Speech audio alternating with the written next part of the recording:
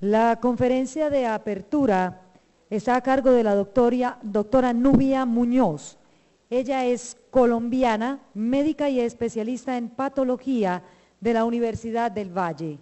Posteriormente realizó estudios de virología y epidemiología en el Instituto Nacional de Cáncer en Bethesda y en la Universidad Johns Hopkins en Baltimore, Estados Unidos.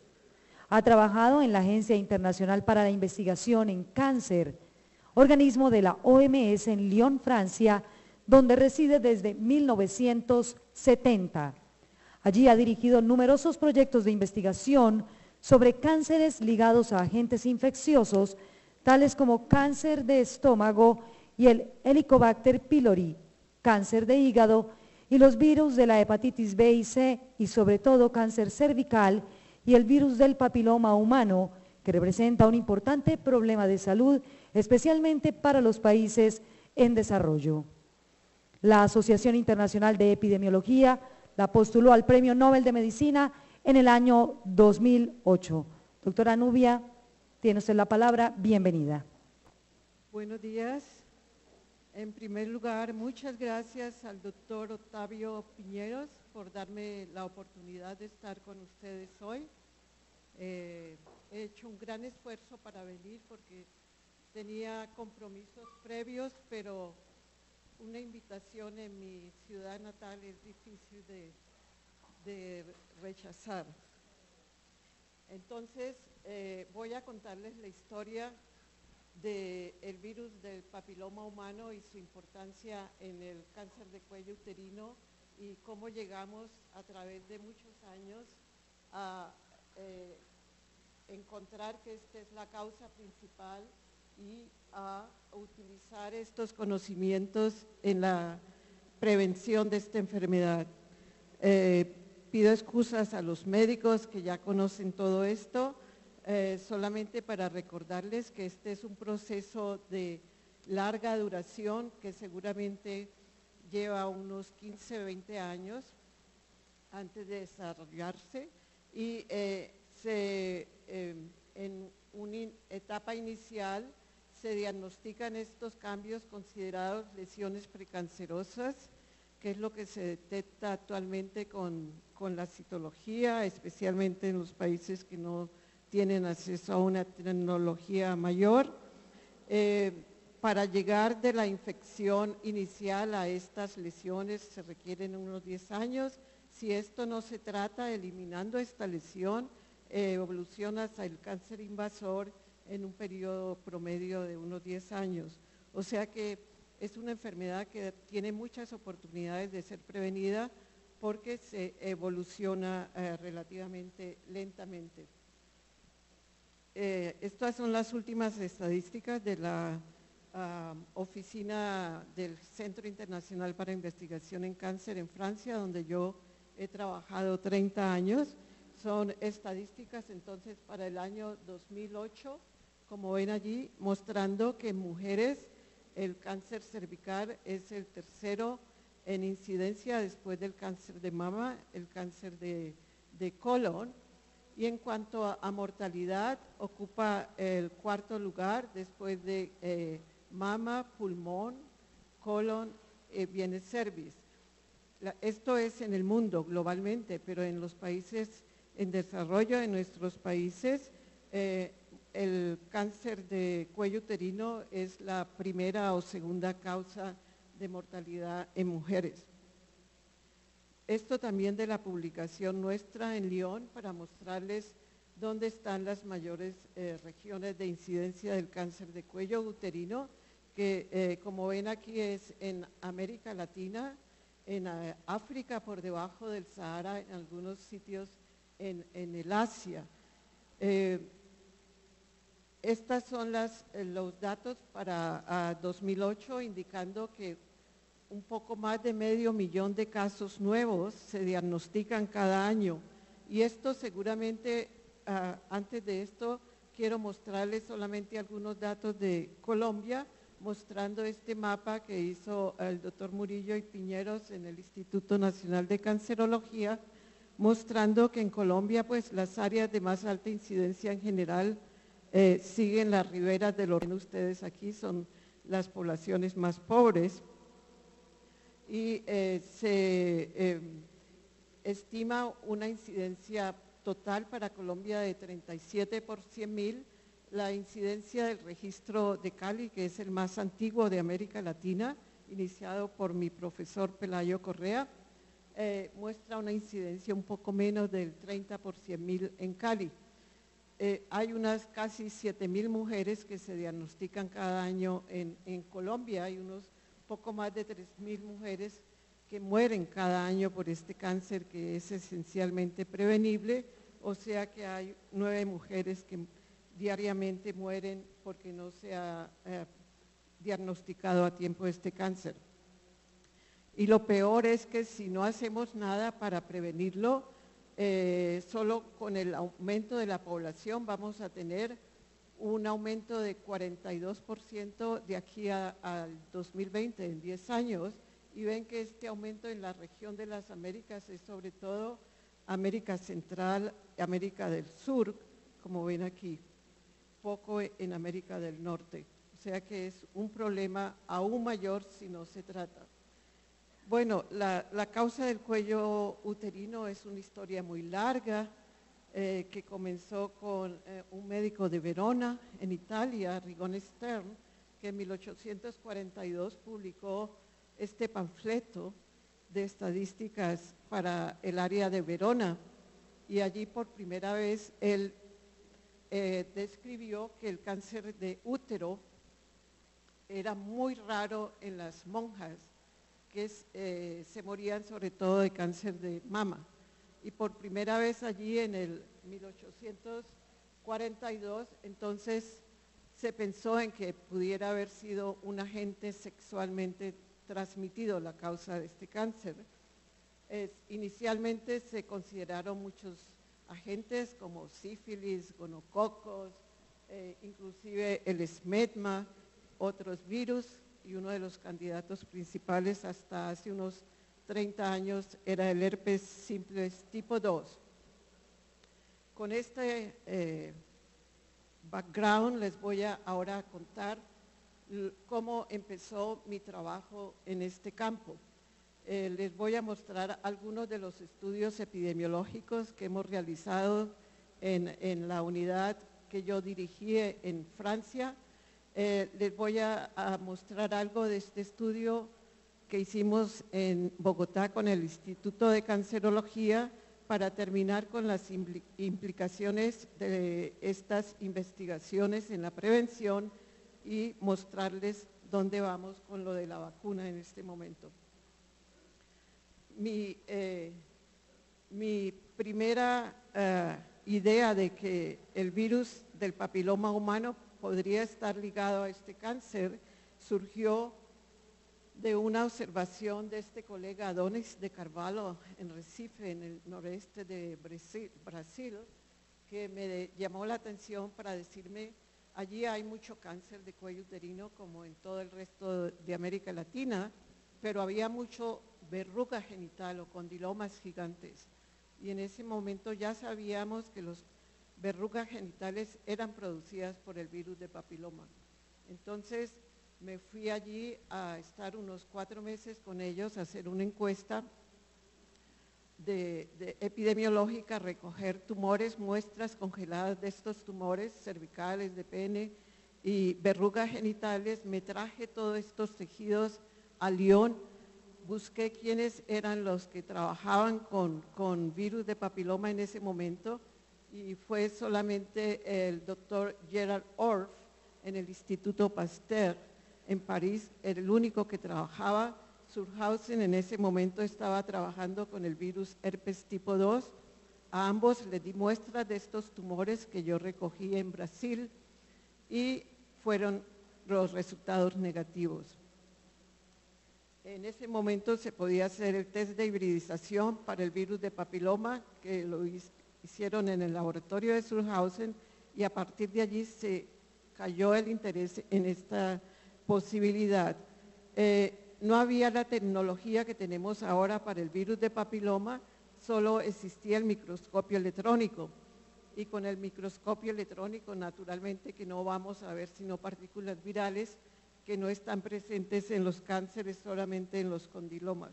O sea que tuvimos mucha esperanza en ese momento, pero no pudimos seguir más allá hasta unos 10 años después, cuando se desarrollaron los test de hibridización y que hicieron posible la demostración de partículas o partes del genoma de este virus en los tejidos tumorales. Este es Adonis de Carvalho, realmente no un Adonis, un patólogo muy bueno de Recife, es su hija María do Carmo, que en este momento también es patóloga allí. Entonces, les voy a ahora mostrar con el desarrollo de la tecnología de los ensayos de hibridización, lo que logramos hacer en unos 30 países alrededor del mundo. La agencia donde yo he trabajado 30 años en Lyon es parte de la Organización Mundial de la Salud. Aunque está basada en Lyon, en Francia, tenemos proyectos en muchos países dependiendo del cáncer que estemos estudiando. Uno de los primeros estudios que realizamos fue este estudio de casos y controles. Esto es solo para mostrar que yo no trabajé sola, es mi antigua unidad en Lyon con este médico catalán, Javier Bosch. Luego vinieron estos 3 catalanes a hacer un postdoc en nuestra unidad. Luego Javier se fue a Barcelona porque le ofrecieron dirigir una unidad y entonces vino Rolando Herrero de Costa Rica a ayudarme con estos estudios. Entonces el primer estudio que realizamos fue en Colombia, en Cali específicamente, con la Universidad del Valle, Luis Tafur, Nubia Aristizábal, y en España.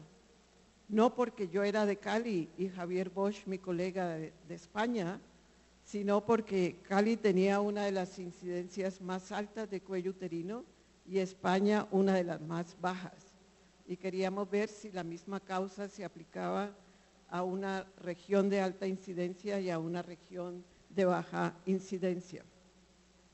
Luego, entonces, extendimos, después de terminar estos 2 estudios en España y en Colombia, extendimos el mismo estudio a otros países latinoamericanos, como ven aquí, Perú, Brasil, Paraguay, en África, en Asia, estos 3, y estos son los resultados que les voy a mostrar.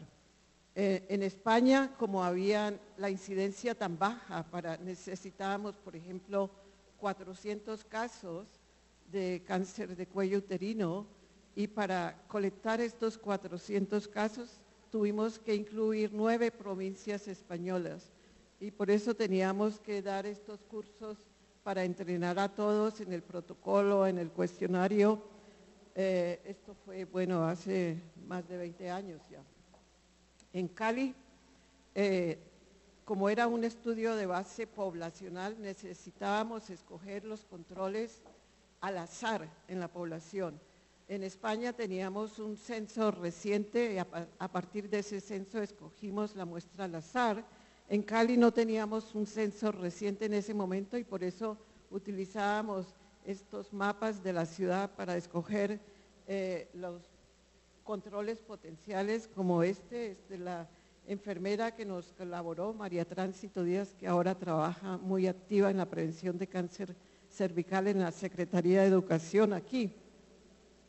Una pobre mujer que invitamos a participar, fue una participación altísima. Todos estos datos, teníamos naturalmente cuestionarios estándar, traducidos a varias lenguas, inglés, francés, dependiendo del país donde estábamos, y recogíamos las muestras congeladas, células exfoliadas del cervix o suero en Lyon, en estos freezers. Y naturalmente que teníamos luego que buscar colaboración con gente que estaba en la punta en la investigación de estos virus. Tuvimos la oportunidad de seguir toda la historia del desarrollo de estos test moleculares para virus de papiloma con nuestro estudio, pues como les decía, simultáneamente se desarrollaron estos test de hibridización, inicialmente uno comercial llamado ViralPap, pero el test estándar cuando comenzamos el estudio era el Southern Blot, y luego en el curso del estudio nuestro se desarrollaron los test basados en PCR. Obtuvimos entonces la colaboración de dos científicos muy notorios y que tuvieron una participación vital en nuestro estudio, Kirti Shah de la Universidad de Johns Hopkins y Jan Balboomers, que ya murió en la Universidad Libre de Holanda. Con ellos dos entonces realizamos la detección de los fragmentos virales en las células tumorales o en las células de control de estas mujeres y llegamos en el año 92 a publicar este primer estudio estableciendo epidemiológicamente con técnicas de biología molecular sin lugar a duda de que el virus era la causa principal de este cáncer en España, un país de baja incidencia, como en Colombia, un país de altísima incidencia. Antes de esto tuvimos la oportunidad de hacer esta publicación en el British Journal of Cancer, criticando la evidencia que hasta ese momento había y haciendo resaltar los problemas que esa evidencia carecía y que no podíamos estar seguros. Esta publicación me llevó la furia de Harald Surhausen, que estaba ya convencido de que el virus era la causa, pero nosotros seguimos adelante con nuestros estudios epidemiológicos que combinaban no solo la parte del laboratorio, sino una metodología muy rigurosa desde el punto de vista epidemiológico que luego concentramos en esta publicación de la agencia donde yo trabajé. Entonces, estos estudios primeros incluyeron alrededor de 2.500 mujeres con cáncer cervical y un número similar sin cáncer, o sea, mujeres de control. Y esos son los resultados. En las barras grises está la prevalencia del DNA de virus de papiloma en los casos, en las azul claro en los controles. Y como ven, prácticamente en todos los países que estudiamos, naturalmente que los fragmentos del genoma de papiloma era mucho más frecuente en los casos que en los controles. En los controles, los países con más cáncer en América Latina, en África, tenían más prevalencia que, por ejemplo, en España, alrededor del 6%, en Tailandia o Filipinas. En Colombia, España, esta prevalencia en los casos y en los controles fue menor que en los otros estudios porque usamos el test de hibridización de primera generación que luego comparamos con los test basados en PCR en los otros estudios. Con estas dos cifras vamos a estimar el odds ratio o riesgo relativo que indica la fortaleza de una asociación. Y como ven aquí, la gran mayoría de estos son por encima de 100, algunos por encima de 200, lo que indica que es una asociación súper fuerte que no se puede explicar al azar. Para darles una idea, los estudios epidemiológicos que han demostrado que el cigarrillo es la principal causa de cáncer pulmonar tienen riesgos relativos alrededor de 10. O sea que aquí tenemos por encima de 100 o de 200.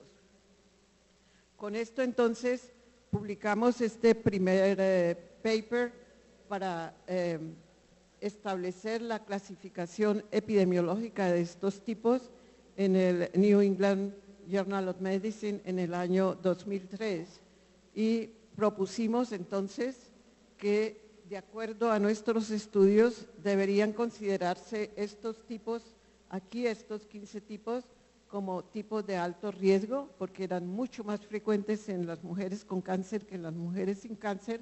Estos de bajo riesgo, porque eran muy raros en las mujeres con cáncer, y estos intermedios. Luego, hace un par de años refinamos esta clasificación.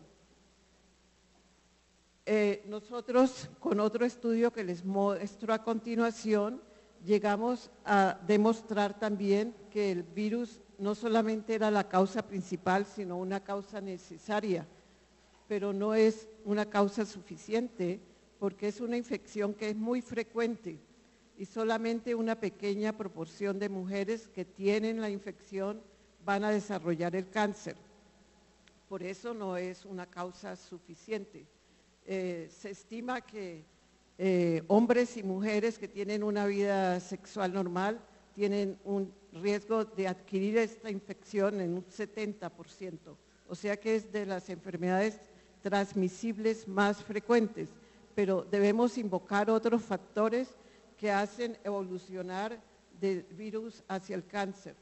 Y esto es lo que nosotros tratamos de hacer en nuestros estudios también, y aquí vemos los factores que ayudan a la progresión de infección hacia cáncer, que es la alta paridad, aumenta el riesgo 3 veces, el uso de más de 5 años de contraceptivos orales, el uso del tabaco, infecciones previas por virus herpes y por clamidia.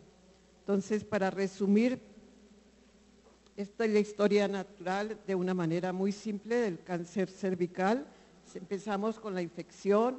Cuando se empieza la actividad sexual, esta infección se adquiere, un pico en las niñas menores de 24 años. Esta infección en la gran mayoría de los casos se elimina inmunológicamente, y una pequeña proporción se vuelve infección crónica o persistente, que es la que se manifiesta luego como lesión precancerosa de bajo grado, de alto grado, y finalmente cáncer. Y estos son los factores que van a ayudar a que esto progrese hasta cáncer. Los que les he mostrado en los estudios nuestros, más otros que se están estudiando, como es la susceptibilidad genética y otros factores inmunológicos. Les muestro aquí ahora, a continuación, el otro estudio que les mencionaba, que llegó a una conclusión muy importante. En este estudio nosotros incluimos 22 países a través del mundo, como ven ustedes aquí, y identificamos colaboradores en cada uno de estos países, y pedimos a los colaboradores que por favor reclutaran 50 casos consecutivos nuevos de mujeres con cáncer de cervix. Hacíamos una entrevista con un cuestionario estándar, nos enviaban las muestras congeladas de tejido a Lyon, y luego identificamos los laboratorios que les mostré para buscar los fragmentos del genoma viral. Y cada uno de estos colaboradores reclutó unas 50 mujeres, y con este estudio entonces publicamos este paper ya hace 12 años, encontrando una prevalencia en cáncer cervical de 99.7, o sea que prácticamente no hay cáncer cervical si no hay virus de papiloma humano, y por eso propusimos por primera vez que este virus no solamente era la causa necesaria, sino también una causa no solo principal, sino necesaria. Es la primera vez que se proponía una causa como algo necesario. Con estos estudios nuestros pudimos estimar la proporción de mujeres o de cáncer cervical que se puede atribuir a los diferentes tipos. Tipo 16, aplicando a la población al riesgo, o sea, mujeres por encima de 15 años, los porcentajes que nosotros encontramos de los diferentes tipos. El tipo 16, entonces un 53%, el tipo 18, el segundo, un 17%. Estos dos tipos, entonces, son responsables por un 70% de los cánceres cervicales. Y esto, pues, fue una de las evidencias necesarias para que las compañías farmacéuticas comenzaran con el desarrollo de vacunas, porque como ven hay muchos tipos que están asociados con cáncer, pero los estudios nuestros mostraron sin lugar a duda que estos dos eran los dos tipos que deberían atacarse, porque eran la causa del 70%. Ahora con Javier Bosch, que continúa su unidad en Barcelona, el Instituto Oncológico, estamos llevando a cabo este mega estudio. Ya hay más de 21,000 casos incluidos en todos estos países que ustedes ven aquí, contando naturalmente Colombia, y estamos haciendo una colección de bloques de parafina porque ahora ya se desarrolló la tecnología para medir sin problema los fragmentos virales en los bloques de parafina, y tenemos entonces más de 15,000 casos de cáncer de cuello uterino, 2,000 y tantos de vulva, 700 de vagina, un poco más de 1,000 de cáncer de pene, cáncer de ano y cáncer de orofaringe. Estos son los cánceres que están también ligados al virus de papiloma, como veremos más tarde. Y con estos estudios, entonces, de nuevo, les muestro cuáles son los tipos principales en este cáncer. Este es el estudio, los estudios nuestros en el IARC en Lyon. Este es el que les acabo de mostrar en Barcelona, que está en curso. Este es un metaanálisis, es un análisis de estudios publicados, y este es el más grande de Estados Unidos. En todos ellos, entonces, el tipo 16 es el más frecuente, seguido por el tipo 18. O sea que, de nuevo, estos otros estudios confirmaron lo que ya sabíamos: número 3, 45, 31, 33, 52, 58, 35. La única diferencia es con el 39 en Estados Unidos. De nuevo, estos estudios son muy importantes para luego evaluar el impacto de las vacunas que ya se están aplicando para los dos tipos principales. Y el motivo principal para hacer este estudio en tantos países fue mi interés en saber si los tipos de papiloma que causan el cuello uterino habían variado en el tiempo. Entonces, algunos colegas patólogos tenían archivos que tenían desde el año 1920 los bloques de parafina conservados, y entonces recuperamos todo esto en los países. En Colombia también, aquí en Cali, tuvimos desde los años 50. Y aquí ven lo que pasa con estos tipos principales, el 16, el 18, otro tipo de alto riesgo, desde 1920 hasta el 2008. Y ven que la prevalencia de estos tipos se ha mantenido más o menos estables. O sea que esto nos indica lo que ya sabemos, que es un virus genéticamente bastante estable, y que si se va a eliminar 16 y 18, seguramente no va a haber muchos cambios, tipos nuevos que vayan a surgir. En nuestros estudios también tuvimos la oportunidad de estudiar el papel del hombre, porque, como les decía, es una enfermedad sexualmente transmisible, o sea que el hombre actúa como el vector de esta enfermedad. En los estudios de casos y controles, entonces, en estos países, en Colombia, en Brasil, en España, Tailandia y Filipinas, entrevistamos también los maridos o compañeros estables de mujeres que habían tenido cáncer y mujeres que no habían tenido cáncer. Y los resultados de comportamiento sexual esquemáticamente están aquí. Las curvas amarillas son los números de compañeros sexuales de las mujeres, naranja el de los hombres.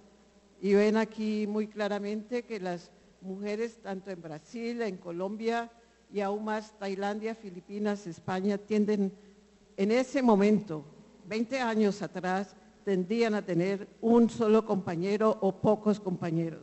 En cambio, los hombres, miren en Brasil, muchos, la mayoría decían más de 20, lo mismo en Colombia. Los de España, Tailandia, Filipinas tendrían un comportamiento más similar al de las mujeres.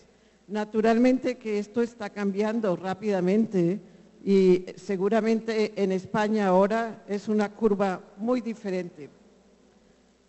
Entonces, no solamente entrevistamos los maridos, sino que tomamos muestras del pene, células exfoliadas del pene para buscar el DNA viral en estas muestras. Y esto fue lo que obtuvimos en los maridos de las mujeres de control y en los maridos de las mujeres con cáncer. Como ven, son prevalencias bastante altas, alrededor del 30%. No hay mayor diferencia entre los maridos de mujeres con cáncer y mujeres sin cáncer, excepto en España, donde vemos que los maridos de mujeres con cáncer tienen una prevalencia más alta que los maridos de las mujeres sin cáncer o mujeres control. También determinamos cuál es la importancia de este virus en cómo se modifica la prevalencia con relación a la circuncisión, porque un cierto porcentaje de estos hombres habían sido circuncidados. Entonces vemos que la prevalencia de este virus en los no circuncidados es 20% y 5.5% en los circuncidados, o sea que la circuncisión tiene un efecto protector para la infección en el pene. Y esto está aquí con este odds ratio de 0.37, que es significativo. Pero también, ¿cuál es la importancia de la circuncisión en cuanto al cáncer de cervix en la mujer, que es una teoría muy antigua?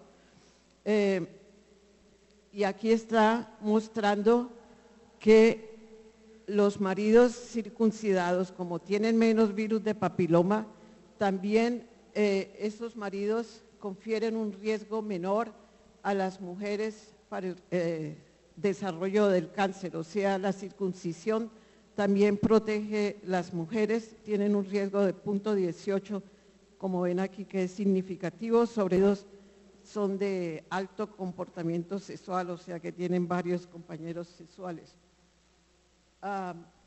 Ya con esto, entonces, rápidamente paso a este estudio relativamente pequeño, pero que ya lleva más de 15 años, que hemos realizado con el Instituto de Cancerología en Bogotá.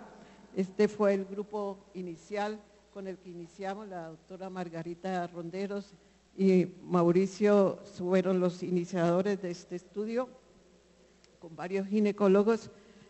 Aún hasta el año pasado estaba el seguimiento de este estudio.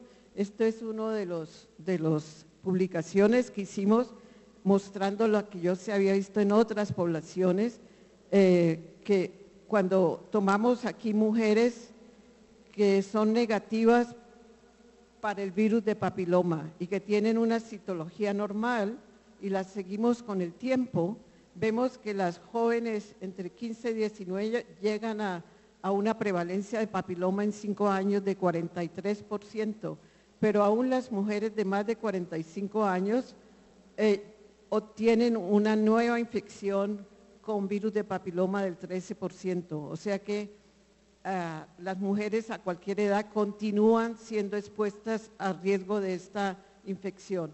Bueno, ya hemos hecho unas 20 publicaciones de este estudio que da la información más importante de historia natural de este virus en Colombia. Pero lo más importante de todo esto es saber cuáles son las implicaciones. Es muy lindo y yo me siento privilegiada de haber participado en estos estudios desde el principio, desde comenzar a buscar la causa hasta aplicar esa causa a la prevención. Y he tenido el privilegio de participar también en la etapa de prevención, que es lo que les voy a mostrar a continuación. Entonces, las implicaciones de nuestro estudio han sido muy importantes para la prevención. Primero, en la prevención primaria, pues como les decía antes, porque esto llevó al desarrollo de las vacunas profilácticas para prevenir la infección con el virus. Y segundo, en la prevención secundaria, porque ya la citología, que es el test que se usa para hacer el depistaje del cáncer, para el diagnóstico precoz, realmente no es muy eficaz y en los países en vías de desarrollo estos programas han fallado en prácticamente su totalidad. O sea que el test de detección de virus de papiloma, test molecular, es la esperanza para mejorar estos programas. Y vamos entonces a ver cuál es el desarrollo en cuanto a las vacunas. Solo para recordarles que es una familia muy grande de virus y hay unos 40, hay más de 100 tipos caracterizados molecularmente. Hay unos 40 que sabemos infectan el tracto anogenital. De esos 40 ya les dije que estos son los prototipos 16 y 18 de alto riesgo asociados con los cánceres. De bajo riesgo 6 y 11 son los que van a causar el 90% de verrugas genitales y también otra enfermedad que se llama papilomatosis laringea recurrente, frecuente sobre todo en niños y que produce una morbididad muy alta porque son lesiones que requieren muchas cirugías. Algunos de estos niños llegan a necesitar 40 cirugías para abrir el tracto respiratorio. Entonces llegamos a las vacunas. Las vacunas que se desarrollaron son vacunas recombinantes que se desarrollaron a partir de este gene de la cápsida viral, el L1, que es este gene que luego se injerta en una célula eucariótica. En el caso de la vacuna cuadrivalente llamada Gardasil o vacuna producida por Merck, esta célula es la levadura. En el caso de la vacuna bivalente producida por GlaxoSmithKline, esta célula es una célula de insecto. La célula entonces va a servir como una fábrica de esta proteína de la cápsida que se va a autoensamblar y forma como una partícula viral igual a la nativa, pero solo que no tiene el DNA interno. Y esto es lo que se va a usar para la vacuna. Estas son entonces las dos vacunas que se están aplicando en este momento, como les decía, la de Merck o Gardasil, que tiene los dos tipos productores de verrugas genitales, 6, 11, 16, 18, responsables por el 70% de los cánceres genitales, la de Glaxo o Cervarix, que tiene 16, 18. Ya les dije que son producidas a partir de este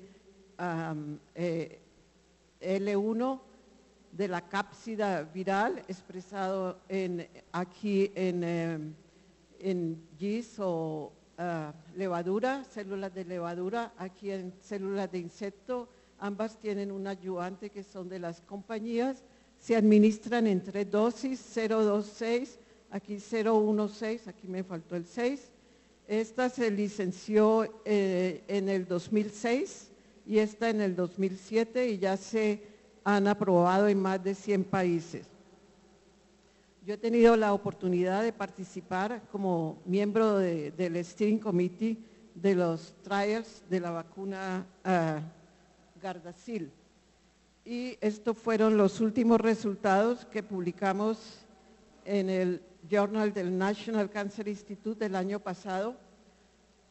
En cuanto a la eficacia de la vacuna para lesiones precancerosas del cervix, incluyendo un poco más de 20,000 mujeres que se siguieron durante 4 años.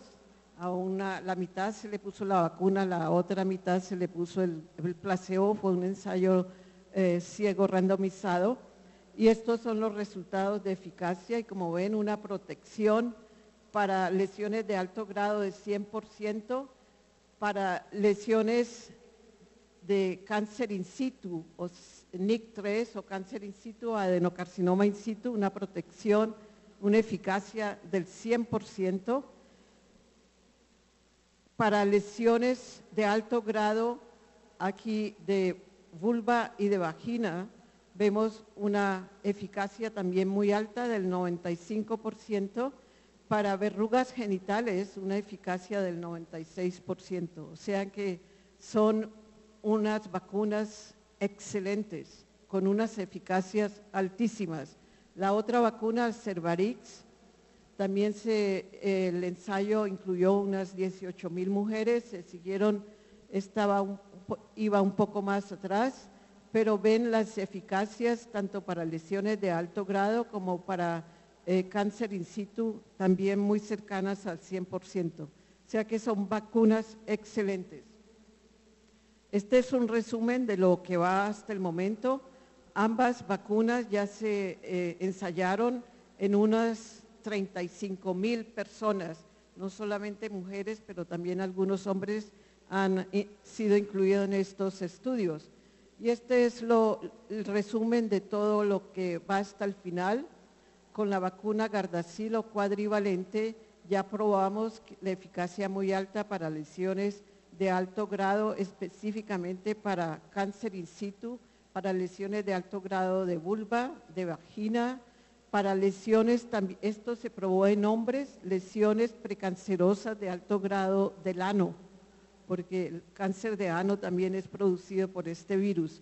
Esto ya se incluye en la indicación, recomendación de esta vacuna por el FDA en Estados Unidos y también en Europa. Y como les decía, una eficacia ya probada muy alta también para las verrugas genitales o condilomas. Para el Cervarix está aprobado para las lesiones cervicales, pero no hay evaluación no fue evaluada, seguramente los resultados iban a ser muy similares para lesiones vulvares, vaginales, anales, y bueno, no tenían 6 y 11 y por consiguiente no se podía saber el efecto en verrugas genitales. Estas vacunas, además de prevenir infección, pues van a prevenir las lesiones precancerosas que se van a detectar. Ninguna de las dos tiene un efecto terapéutico, o sea, si ya hay una lesión, la vacuna no va a servir de nada, no va a hacer regresar esa lesión. Desde el punto de vista de seguridad, ambas vacunas han sido consideradas hasta el momento sin problema. Ambas tienen una cierta protección cruzada con tipos de la misma familia filogenética que el 16 y el 18. Hasta el momento la protección para la cuadrivalente se ha visto una duración de la eficacia alta por 6 años, para Cervarix hasta los 7 años, y hay evidencia de que ambas inducen una memoria inmunológica que es el marcador para tener una protección a largo plazo. Es fantástico haber llegado a este nivel de tener una vacuna que puede prevenir el 70% de estos cánceres, pero el problema es que estas vacunas hasta el momento son caras, aunque ya se está haciendo un esfuerzo para bajar los precios, sobre todo para los países en desarrollo, que son las que más lo necesitan. Entonces, hay varios estudios en curso para tratar de ver si se pueden reducir el número de dosis, porque en este momento todos los ensayos que les mostré usaban 3 dosis. Otros, hay un seguimiento sobre todo en los países nórdicos, en Escandinavia, para ver cuántos años más va a durar la protección.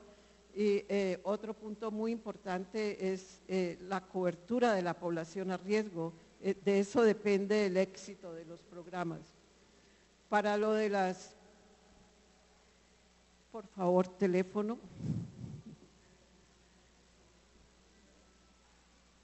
Para lo de las dosis 2 versus 3, hay un estudio de un colega en Lyon, del IARC, la agencia internacional donde yo he trabajado 30 años, en la India.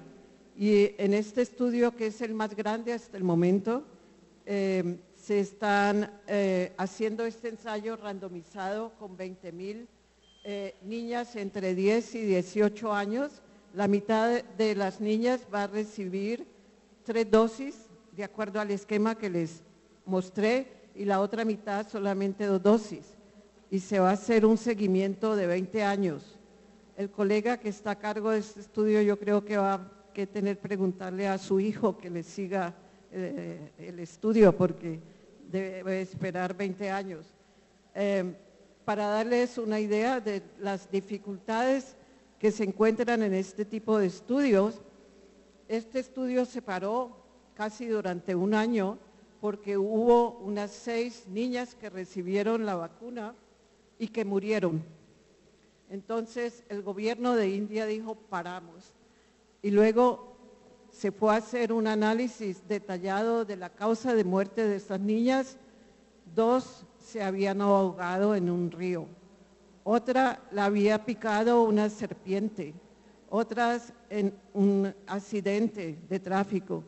O sea, seguramente hay muchos problemas que hay que luchar para llevar a cabo estos estudios a largo plazo. Afortunadamente ya el estudio continúa. Entonces es un desafío muy grande que esta vacuna se utiliza donde se debe utilizar, que es en los países en vías de desarrollo, donde el 83% de los cánceres cervicales ocurre. Como le decía, el problema es el precio. Es un desafío muy grande porque, por ejemplo, si vamos a vacunar niñas de 10 a 14 años, en estos países hay que vacunar 258 millones de niñas en este grupo de edad. Las compañías farmacéuticas, especialmente sede Merck, está haciendo esfuerzos para donar vacuna a los países más pobres. Los países muy pobres entonces van a tener acceso a estas vacunas, y para los otros países como el nuestro, que no es de los más pobres, la idea es que se unan regionalmente a través de, por ejemplo, la PAJO tiene lo que se llama el fondo rotatorio, se unen varios países para hacer un pedido de vacuna muy grande, y entonces las compañías pueden bajar ese precio. Es un desafío muy grande también desde el punto de vista de aceptar una vacuna para una enfermedad sexualmente transmisible. En Francia, donde yo he vivido 40 años, es aún un problema porque, bueno, este es un famoso cuadro de Renoir, la Dolce Vita, vino, mujeres, muy bien, pero también hay hasta un 10% de la población, algunos no están así, pero ha habido una ley recientemente que prohíbe que las mujeres usen la burka en lugares públicos. Muchos médicos en Francia han sido atacados por los maridos de mujeres musulmanas porque les hacen un examen ginecológico. O sea que no es fácil, es un desafío bastante grande. Frente a esto, y para terminar, la otra importancia de este descubrimiento es, como les decía, en los programas de screening o de tamizaje. Les decía que la citología, que es el método que se ha usado hasta el momento, tiene una sensibilidad mucho más baja para la detección de lesiones precancerosas de alto grado, 53%, cuando se usa el test de DNA de papiloma. Hay ya varios test comerciales, se obtiene una sensibilidad del 96%, o sea que la gran mayoría de lesiones precancerosas de alto grado van a ser detectadas con este test. Con citología prácticamente es como tirar una moneda al aire, un 50% va a salir positivo.